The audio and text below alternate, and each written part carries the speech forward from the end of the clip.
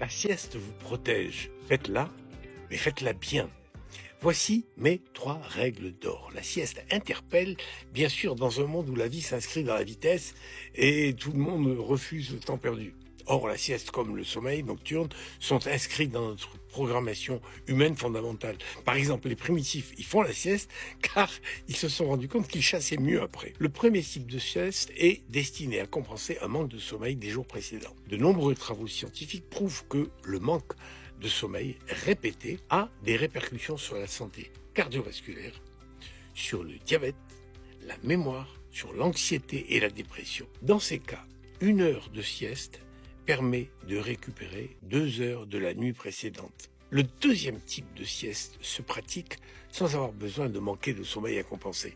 Voilà, elle ne doit durer pas plus de 20 minutes, vraiment pas plus. Cette sieste de 20 minutes, c'est celle qui vous rend plus fort et plus intelligent, qui accroît votre vigilance, votre acuité intellectuelle et votre résistance à l'effort. À faire, par exemple, si vous avez un obstacle, un examen ou une épreuve à franchir. N'hésitez pas à utiliser un réveil. Il faut pas dépasser les 20 minutes parce que sinon, c'est grave. La sieste à éviter, justement, c'est celle qui dépasse les 30 minutes.